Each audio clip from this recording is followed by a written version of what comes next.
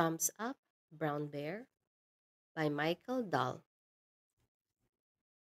Brown Bear likes to suck his thumb. Sometimes it tastes like peas, sometimes it tastes like applesauce.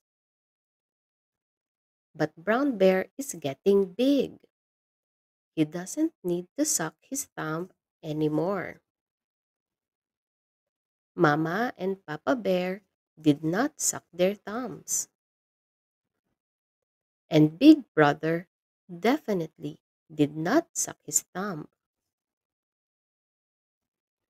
So, Brown Bear stopped sucking his thumb when he played. Thumbs up, Brown Bear. Brown Bear stopped sucking his thumb when he read. Thumbs up, Brown Bear.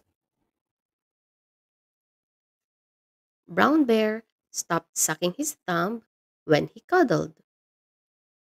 Thumbs up, Brown Bear. And one day, Brown Bear stopped sucking his thumb when he slept. Two thumbs up, Brown Bear. The end.